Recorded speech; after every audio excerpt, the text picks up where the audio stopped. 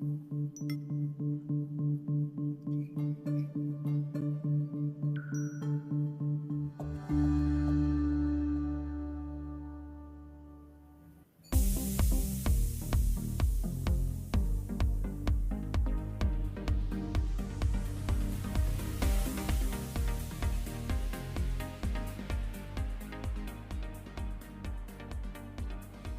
back to the Ask Dr. Be Good show, the show where we bring you the great things happening in public education. And we have some great things and some great kids coming on today. We are doing a reflection on our valedictorians for Plano and Mesquite. But before we introduce them and get them chatting, I do have some sort of housekeeping items that I want to talk about. First of all, don't forget that we are a summer lunch and meal pickup program for the rest of the summer. This is the first time that we've been granted that, and we love being an asset to the community, so please take advantage of that by coming every Monday, or of course Tuesdays after a Monday holiday. So that will be going on all summer. Also, we have laptops, which I think we did not give a correct message today or before today, and the message was, if you're a senior, if you're not doing summer school, then you may drop off your laptop. But we do want, especially those kids who are not seniors, because seniors are graduating, but everybody else, we really would prefer you do some sort of summer school. Because as much as you think you have been learning at home, chances are the kids have not learned as much as they would have in school. And that causes a gap. They're calling it the COVID slide, which I invented, but they're calling that nationally now. And we want to make sure that the COVID slide is not as large at Legacy. And so even parents, if you have kids that are, your AB kids, your AB honor roll kids, A honor roll, if they're not GT, and can't go to the GT school, we still have academics for them, just to keep their academic foot in the door. That sounded funny, but because it's imperative that kids stay academic. And so we've tried to lighten it 3 days a week, Tuesday, Wednesday, Thursday. And to sign up, you go to Facebook or you go to the many messages that we've sent through email. If you have not gotten an email, then we may not have your correct email. Sometimes you change it and you forget, or sometimes we input it incorrectly. So if you've not gotten emails from us, you should be worried, because we're sending home a lot of information that you need to know.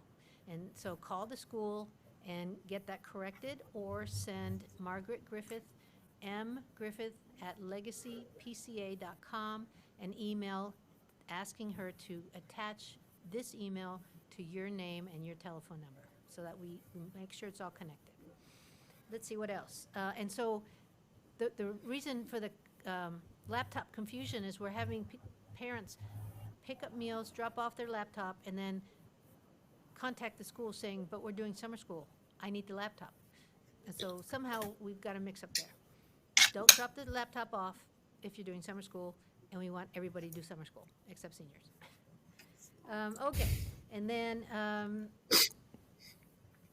one of the things that we'd love for you to do is, oftentimes you don't get a chance to listen to the podcast until a little bit later, a day or two later, and the easiest way to find it is not necessarily searching through all the Facebook posts, because we do post a lot. We have a lot to brag on, and a lot of information that we're giving out. We're trying to be very timely with everything.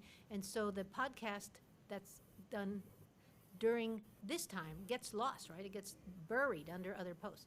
So you can go to the Ask Dr. Be Good YouTube and pull up the latest podcast. But what we'd like for you to also do is to subscribe. Go ahead and subscribe so that you get notice when a podcast is uploaded to there. You can also get a notification. Which reminds me, we have a Legacy PCA YouTube channel also. Go ahead and subscribe there because we are posting some cute videos that have to do with, the very fun crossover celebration car parades that were done last week. And so if you want to see some nice videos and just, feel goods, they're not long. Mr. Sneed from Mesquite has done some good editing down to 4 or 5 minutes of the best pieces, the most decorated cars, and so forth. And so go ahead and look at some fun Legacy emails, not fun Legacy videos on the Legacy channel and subscribe there. Okay, and then the last thing that I have on my to-do list is the fact that some of you know that I now do a radio show on Sunday mornings at 8 a.m., 11:60 a.m., and I'm trying to build my audience, and my audience is educators, parents, and people who love educators and parents and kids, because public education needs advocates. Public education funds are important, especially because of what's happening with COVID, people not working, the government having to help subsidize a lot of people, a lot of businesses, and so the budget that our government thought it had, whether at the federal level or the state level or even the local level, is being used up in a way that had not been anticipated. And the legislative session starts in January of 2021, and the legislators will be looking at things that they need to cut because we've been home. We haven't been spending money. We haven't paid sales tax. We haven't done a lot of things that would have normally gone on. We have a much higher joblessness rate, and so some things are going to have to be cut, but not public education. And so I need to build up my little army of pub ed soldiers like you parents and you older students who can contact your legislators and let them know how to prioritize the budget for next year. And I'll train you on the radio show to do that.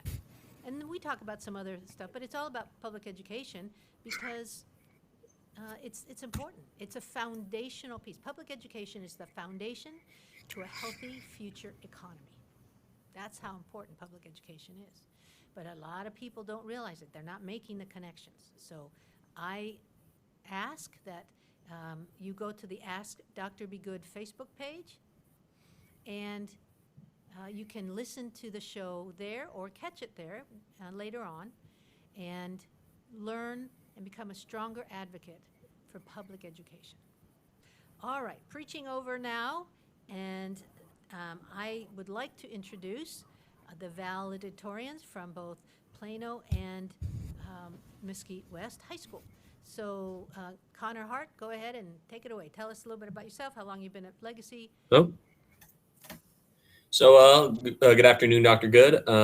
Just to kind of give sort of a background, I've been at Legacy for 5 years. I came there when I was in 8th grade during the 2015 through 16 school year. And I did actually leave a little bit for a few months during my freshman year, but I then came back and then resumed to finish my high school career at Legacy until now. So, it's definitely a privilege to be the valedictorian. It's something I'm sure probably even years prior, I definitely kind of saw myself in that light, actually being that kind of honorary title. So I think with just the hard work and due diligence I've applied to my academia, I think that's really what's allowed for me to to deserve to be called that. And, I can't really be any more thankful for, you, Dr. Good, as well as the numerous faculty at, the Legacy Plano campus that have helped push me to become, what I am now. So. Well, thank you. Thank you for that.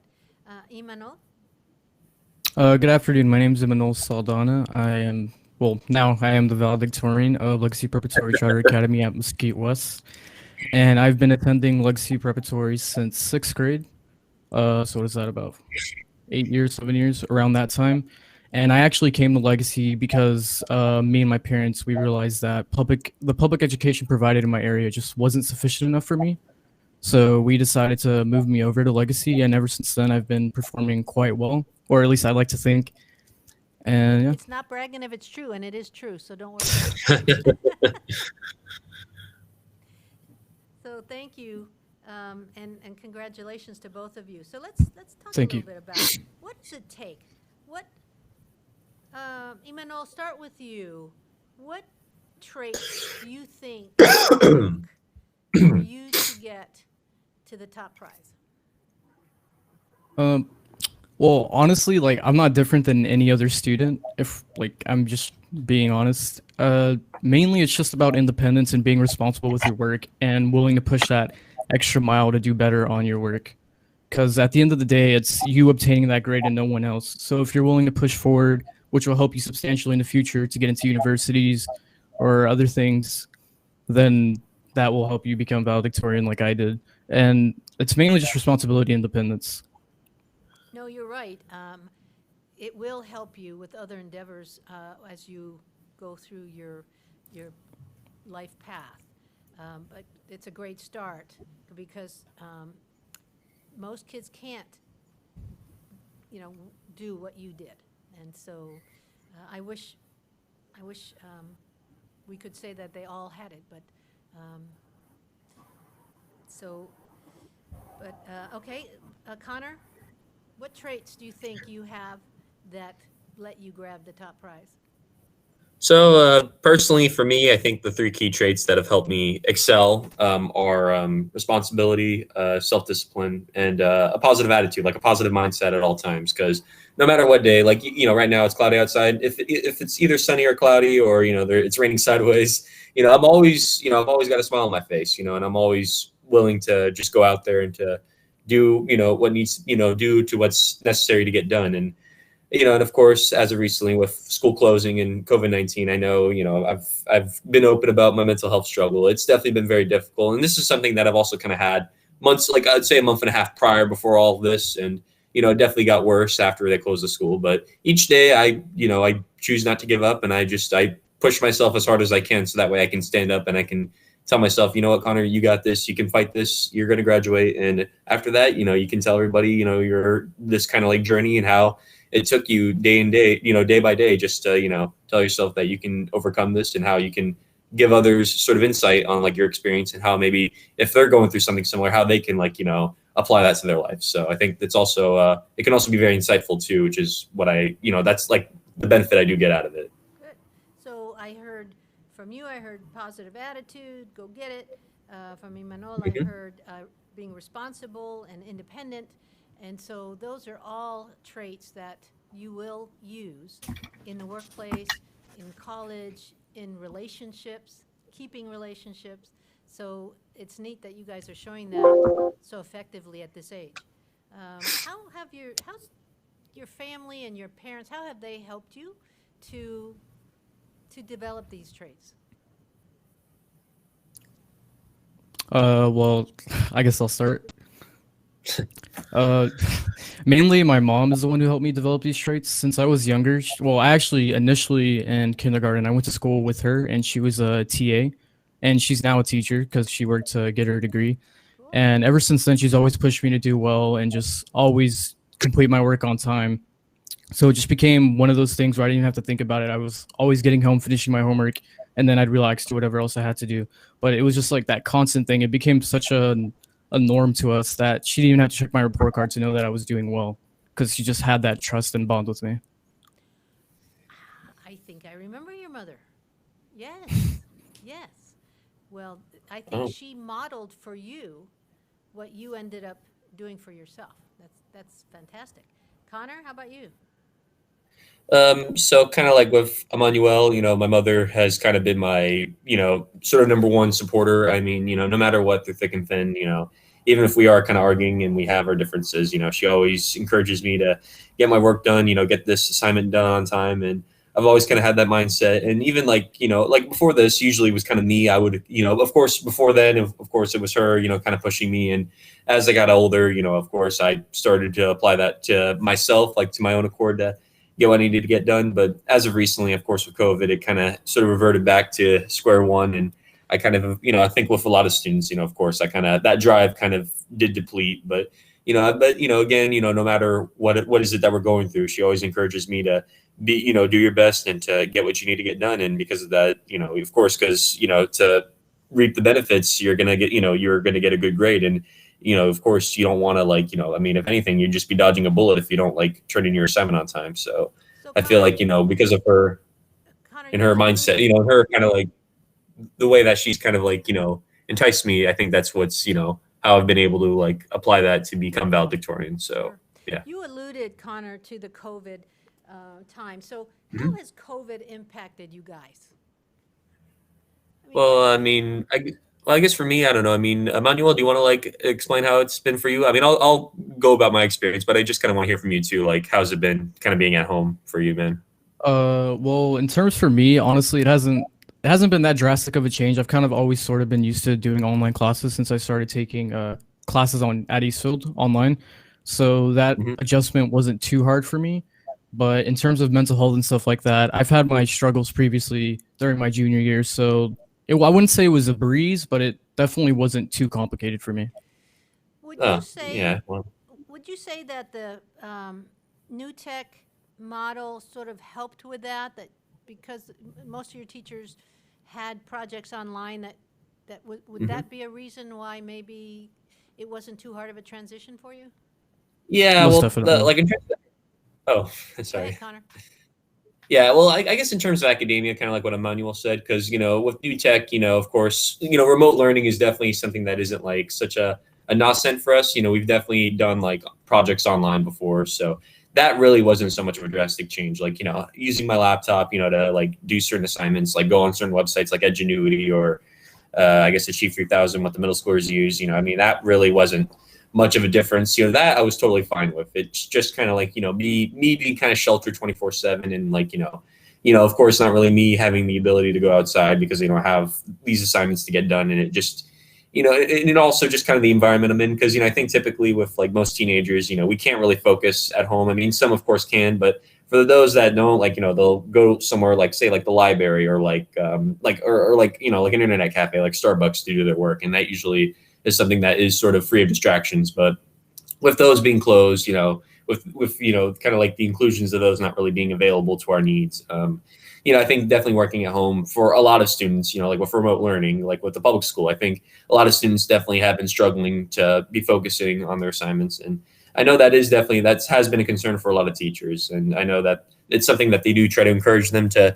do their best, but at the same time, they got to understand that they're human beings as well. They're also individuals, and that it's really up to them to tell themselves that, hey, look, it may suck that we're indoors, we're at home 24/7, but we have a job to do and we have to get it done regardless of whatever may be going on inside. But I'm not, but that is. Thank you for Yeah. being sensitive to the fact that the teachers were going through a learning curve like you guys were. Oh, yeah. They were flying the plane while building it. No question about it. Thank Exactly. you for that recognition. Exactly. You're welcome. So let me change it up a little bit. Where are we going to college? I'm going to the University of Texas at Dallas, and I'm majoring in computer science. That doesn't surprise me about you. Yes. And what a great place, by the way. That is not a party school. Sometimes people tease Nope. me, and they, when they hear that one of my places I graduated was SMU, and they'll say, "Oh, party school."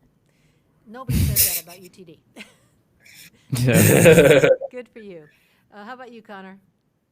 Well, similar to him too, but first I will start at Collin. I actually have been taking dual credit at Collin College over at the Spring Creek campus, and it's definitely been a great experience. The professor I have, Dr. Martin, she's been such a wonderful woman, and I've really been appreciative of what she's, done for me and the compliments she's given me on the assignments I've given to her. But, but from there, I will definitely start at Collin. Going to get my associates, and then, still kind of deciding what undergraduate degree, but from there I'll transfer to UTD, and I'm thinking of majoring in psychology there. And of course, with what I've said earlier, I think that would definitely be my forte. So, and UTD definitely has a lot of opportunities for that. So they're definitely my best bet. Collin College is one of the top junior colleges in the country, and many of their degrees are now going to 4-year degrees. So they're becoming quite the place to be.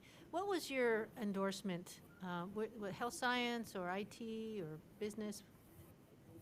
What did you I'd say more IT because that was kind of like my pathway. So yeah, I guess I'd say your IT. pathway?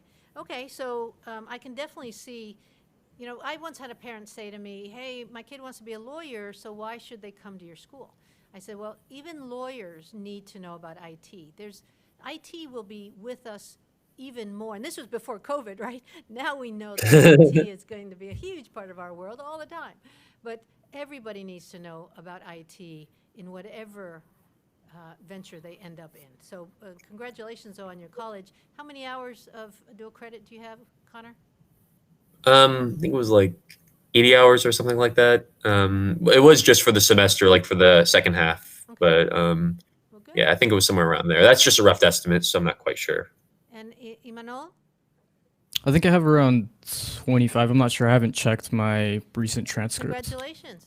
Yeah, good for you. Thank you. So, and that's what we want for our kids. We want you guys graduating with college credit so that we can make sure that when we say we're preparing you college ready, that you actually had some college.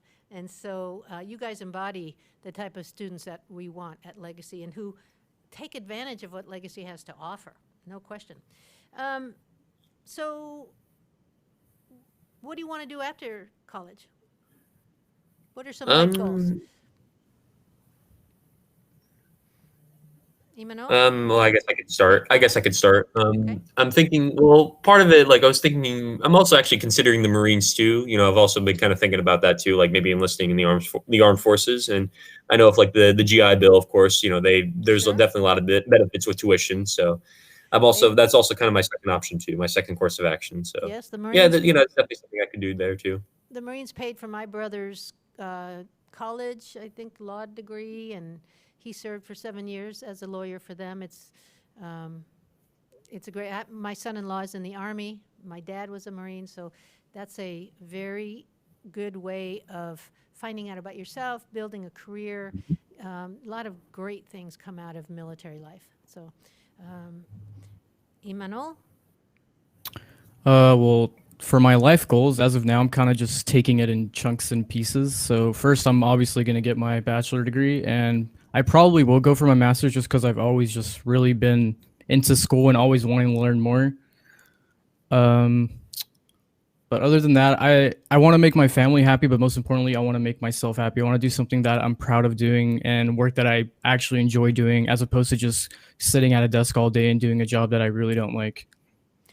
And those are excellent things to keep in mind.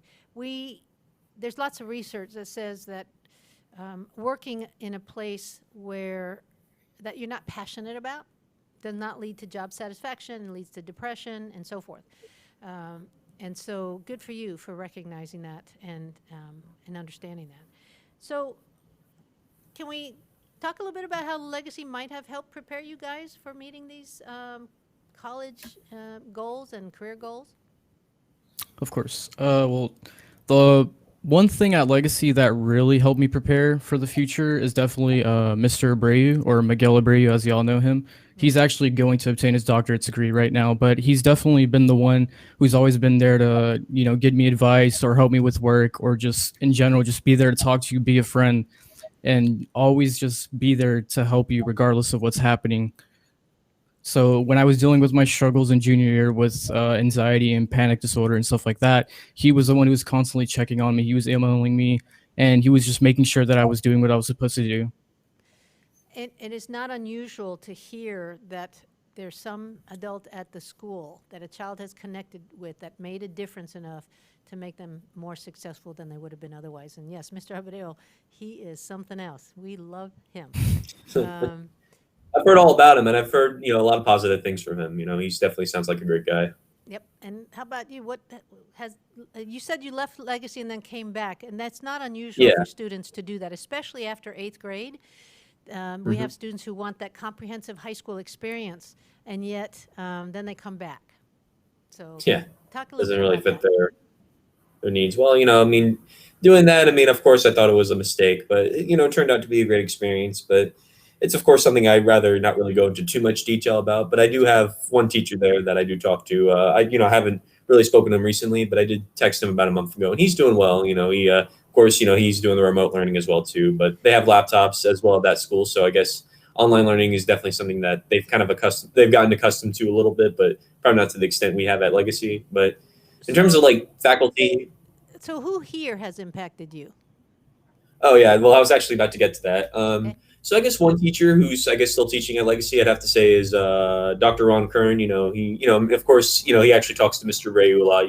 They do communicate back and forth, but Sure. he's definitely been quite an inspiration for me. I've definitely had a lot of conversations about life and whatnot. He's definitely given me his 2 cents on what to do and whatnot, and it's definitely had an impact on me. Another teacher, even though he's not there anymore, Mr. Summers, you remember him a few years ago, right? Sure. Dr. Good, he was like the math teacher. Mr. Summers was a wonderful man. Of course, I do kind of miss him. I don't really know what he's up to right now, but he also did help me a lot. Even when I was struggling in math and I was bombing this exam, that exam, not doing well on this assignment, he would always tell me to not give up and just keep trying no matter what. He did believe in me too, even if I wasn't the best. I wasn't like the best at math. He would always tell me to just keep your head up and just keep working. And Yeah, he was an interesting man. I think he ended up teaching in Latin America. If you'll remember, really? he wanted to go. Yeah. Oh yeah. So we don't have much time left, but I have one little question left. What do you think of our graduation ceremony that we're going to do? Well, it's definitely not the ideal thing, but given the circumstance right now, it's probably one of the best things that we can have in terms of ceremonies. A lot of people are just having parades and stuff like that, so I'm glad that some sort of solution was obtained. Connor? Mm-hmm. Our graduation ceremony is kind of similar to what I think Plano Senior High did, because they did theirs at like the Texas Motor Speedway, and we're going to do ours at the Devil Raceway in Mesquite. So, of course, it's definitely not like a traditional ceremony that we've had in previous years. But, in terms of just to comply with the CDC social distancing guidelines and that protocol, I think, this is really like the best option we have for that. To sort of immerse ourselves in like what a graduation ceremony would feel like. So, even if we are going to be in our cars, our parents are really the only, family members who can attend. I think, it's just, even if it is what we not expected, what we haven't been expecting, I think, this is just kind of like really what we have to stick with. But it's definitely exciting nonetheless, to look forward to that day and just finally be handed my diploma and just head out into the real world. So, woohoo! Yep, you have a story. You guys, you seniors this year have a story that very few, that no other senior, we hope, because we hope that it won't be quite like this in the year's future. No. But in the past, nobody's had ceremonies like this. Absolutely not. And No. so you will be able to talk about your COVID senior year. And Oh, yeah. people will probably ask you, well, how was your senior graduation, right? What did you guys get to do? Instead of just everybody knowing that you were in a traditional setting with, sitting in a seat listening to people on the stage, right? So, all right, gentlemen. Well, I thank you for coming on. As always, It's always a pleasure. 30 minutes feels like 5 in this room and with you guys, but I enjoyed the conversation, and I wish you the very best in your endeavors, although you really don't need my wishes because you guys have it figured out, and it's obvious. So thank you again, and we'll see you at the graduation. Thank you so much. We'll see you until Thank you for tuning in to the Ask Dr. Be Good show. For more information on Legacy Preparatory Charter Schools, visit our website, legacypca.com, or call 469-249-1099. And remember to like us on Facebook, where we stream live weekly Tuesdays at 3 p.m.